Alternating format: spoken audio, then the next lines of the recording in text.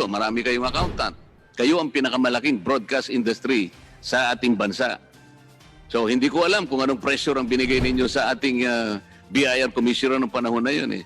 Ang pattern po kasi, Mr. Chair, palagi na lang ganito. Bago ako magbayad, dadaan ka muna sa butas ng karaya. ETV Online Channel. In the service of the Filipino online world. In terms of capitalization, Big Dipper was incorporated with only 12 million pesos, Mr. Chair, in capital stock. Hindi po ba katakatakang masyado ito kapag hindi po natin naisip na 12 million capitalized company mag-generate po ng 2.7 billion in revenue? Ewan ko po kung po pwedeng mangyari po sa isang kumpanya yun. 12 million capitalization generating a total revenue of 2.7 billion. Kailangan po talaga yung transfer pricing strategy ng kumpanya ay kailangan nating ma-scrutinize. Sana po nakikinig ang BIR na ang ABS-CBN kinakailangang magbayad ng kaukulang buwis sa ating pamahalaan. Di po ba?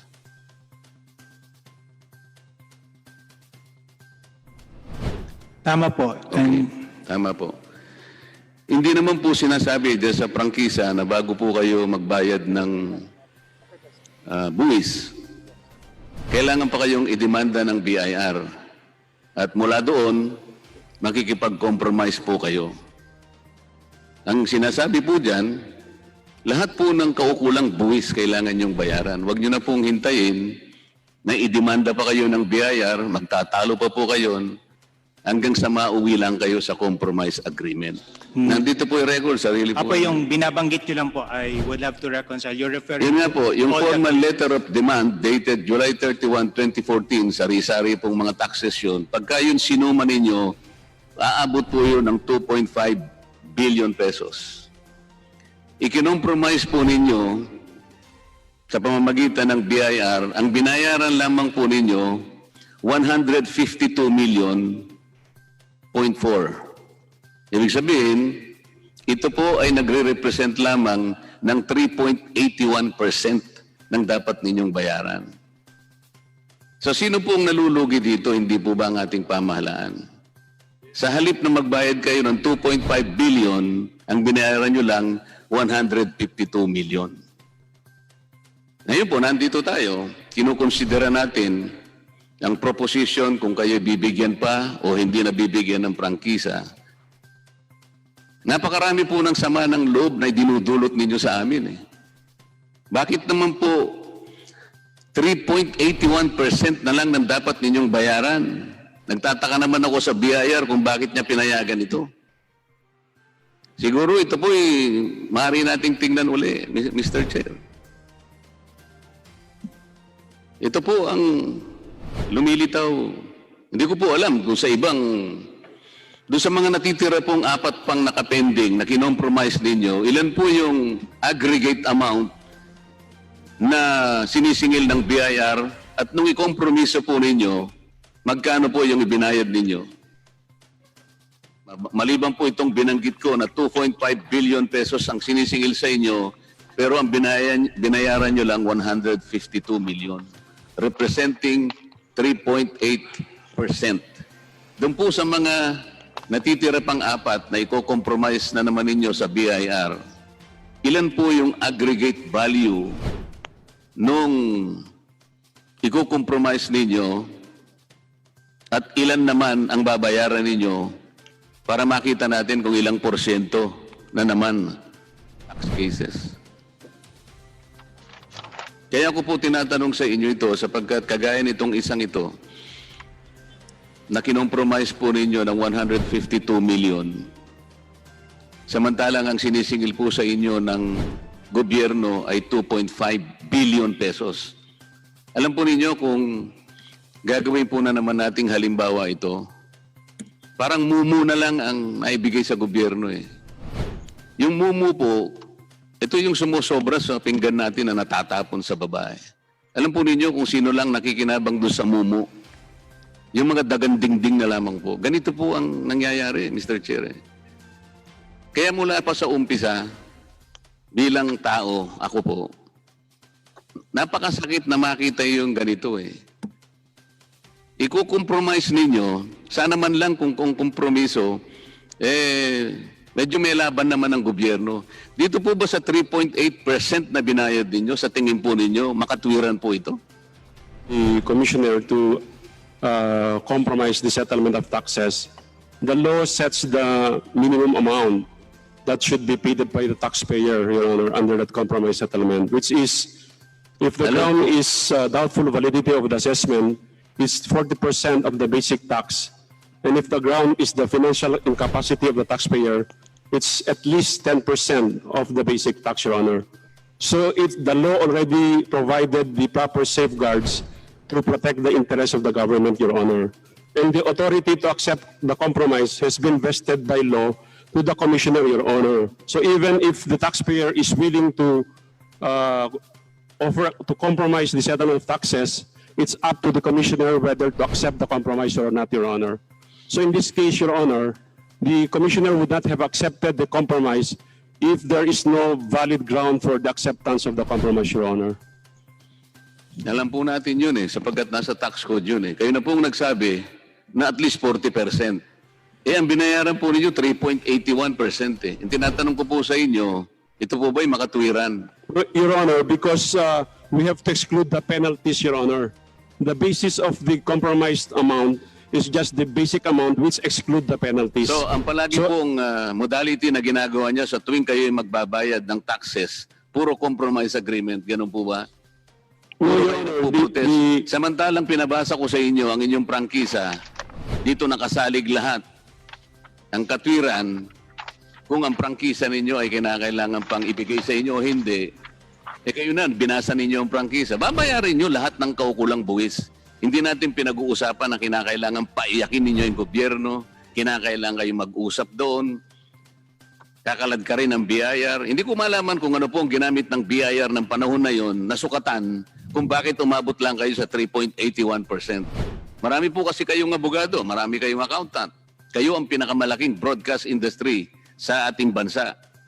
So hindi ko alam kung anong pressure ang binigay ninyo sa ating BIR commissioner ng panahon na yun eh. Ang pattern po kasi, Mr. Chair, palagi na lang ganito.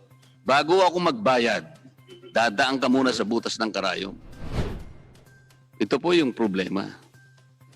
Gusto ko pong matanong ngayon yung pong ating representative sa Philippine Economic Zone Authority. Dito po sa Republic Act 7916 na batas na gumawa ng Philippine Economic Zone Authority. Section 2 po nakalagay, Madam. Kinasabi niya, the state recognizes the indispensable role of the private sector, encourages private enterprise, and provides incentives to needed investments. Ang katunayan po, ito ay lifted sa Section 20, Article 2 ng ating saligang batas. Yes, Your Honor. I agree. Alam po ninyo ito, Madam, di po ba? Yes, sir. I agree. Sa Section 3 po, na kung saan binabanggit yung purposes, intents, and objectives, babasahin ko po yung ilan lamang sa mga intensyon at mga purposes ng batas na ito. Sa paragraph C, sinasabi po ito, to promote the flow of investors, both foreign and local, into special economic zones, which would generate employment opportunities, and establish backward and forward linkages among industries in and around the economic zones. Nakasulat po yan, Madam. Yes, sir. Your Honor. Letter B, to stimulate the repatriation of Filipino capital by providing attractive climate and incentives for business activity. Ito pong pangatlo, letter E, to promote financial and industrial cooperation between the Philippines and industrialized countries through technology-intensive industries that will modernize the country's industrial sector and improve productivity levels by utilizing new technological and managerial know-how. Ang itatanong ko po sa inyo, ganun pala ang layunin ng batas. Unang-una para makapag-attract po ng maraming pamumuhunan ng ating bansa. Sapagkat kapag marami po ang namuhunan ng mga banyaga, malaki po ang pakinabang ng bansa. Lalaki po ang ating ekonomiya. Sapagkat kapag nakapag-set up po sila ng korporasyon, mga kumpanya sa ating bansa, talagang makakatulong po sila sa pag-generate po ng napakaraming trabaho. Makikinabang ang ating mga mamamayan. Tama po? Tama po, sir. Sinasabi po rito na pati ang ating industrial sector ay makikinabang kasi matuturuan nila tayo sa pamamaraan na may improve natin ang productivity levels ng ating technological and managerial systems. Dito po, lahat ng dapat ninyong approvein na magre-register dyan ay kailangang makapag-stimulate, marirepatriate ang Filipino capital. Kasama na po yung banyaga. Talaga pong ang pinag-uusapan dito ay makapag-attract tayo ng maraming pamumuhunan. Tama po, madam? Tama po, sir. Ito po ba ay nagawa ng Big Dipper? Ang Big Dipper po ba ay nakapag-stimulate ng banyagang pamumuhunan na nadala niya sa ating bansa? As you mentioned, sir, we are inviting or attracting export companies who are both local or Filipinos and foreign. Ang tanong ko po, ang Big Dipper po ba nakaganap sa tungkuling hinahanap ng batas na ito na makatulong para makapag-attract, makapaghimok ng mga banyaga o kahit na Pilipino pang nasa abroad, makatulong sa maraming pamumuhunan na kailangan ng ating bansa. Nakatugon po ba sa patakarang ito ang Big Dipper? Opo, sir, because of the technology that Big Dipper. Doon po tayo sa pamumuhunan muna. Well, sa pamumuhunan, sir, they were qualified. Gano'n naman po ang banyagang puhunan na kanyang nahimok na dalhin dito sa ating bansa? Sir, we can base it on our export revenues. Big Dipper registered $27.7 million as export revenues. Hindi po ang tinatanong ko sa inyo kung magkano ang kanyang naiambag sa pamamagitan ng pag-a-attract ng puhunan galing sa labas papunta sa ating bansa. Naintindihan niyo po ba yung tanong? Sir, yes po. Hindi po kailangan na manggaling sa labas ang kapital. Kasi nakasaad po dito sa Ako tayo nagkakaintindihan, ma'am, kaya nung isang araw po, ang gusto ko po sanang makausap yung kasama ninyo eh. Pagpaumanhin po ninyo ako sapagkat kukunti lang po ang panahon namin, gusto na naming tapusin sana itong isyong ito. Sir, tama naman po ang sagot ko, no? Kasi nakasaad po dito, yung sources of income of our export companies will be the export revenues. So, it does not necessarily mean ang puhunan ay manggaling sa ibang bansa. No? Because we allow Filipino-owned Mr. Chairman, export companies tindihan yung sinasabi ni DG Plaza. be enabled digital archiving. Mawalang galang na po, ma'am. Meron po ba kayong kasama riyan na taga-PESA? Okay, sir. Nandito ang aking dalawang deputies. If you want further explanation. Okay, si DDG Harry again. She's in charge of operation. Nung ang Big Dipper po ay na-register, sila po yung... Yung tinanong ko po kanina doon sa unang nakausap ko, ilan naman po ang pamumuhunan o puhunan mula sa ibang bansa ang nadala naman dito ng Big Dipper?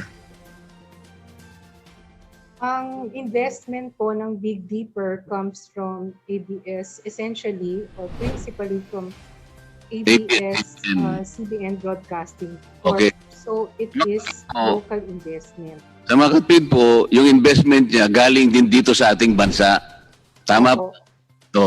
tama po. Sa mga kapatid, kung ako po ay administrator ng PESA, hindi sa papasa sa pamantayan na ito.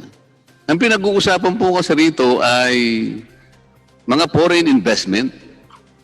E paano kung babaligtarin po kaya natin, ma'am? Kamukha nung kanyang kliyente sa Hungary, na ito po ay mula po sa ABS-CBN, parent company, siya po ang nagtatag nun subsidiary niya. Sa mga kapatid, Mr. Chair, puhunan na galing dito, dinala pa natin sa ibang bansa. Di po ba baligtad, ma'am? Baligtad o hindi? Hindi naman po baliktad. Dito nga Ah, sa bansa natin, ma'am.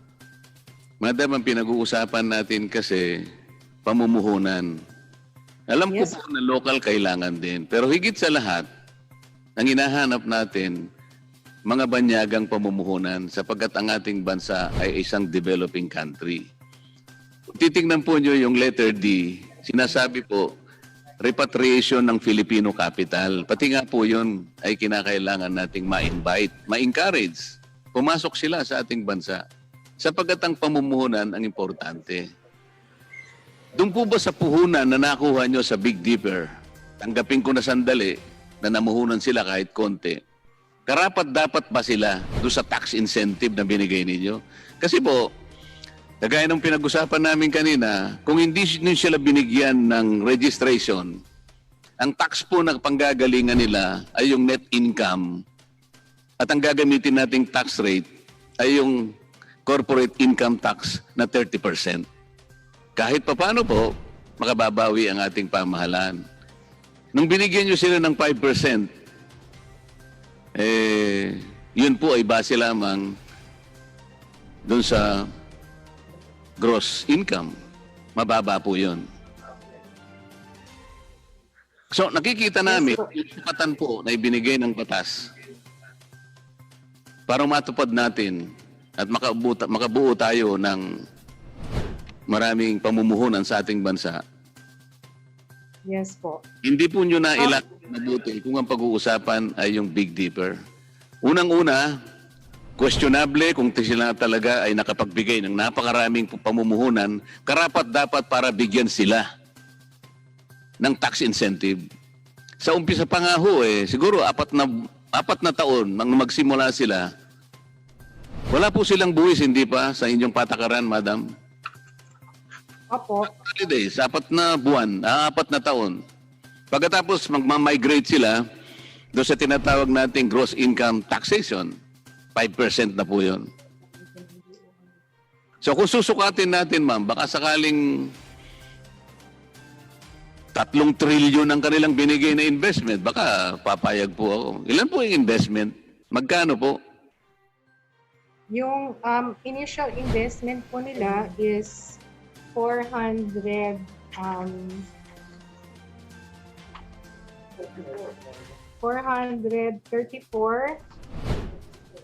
million pesos in terms of equipment, mostly ho, and building improvements.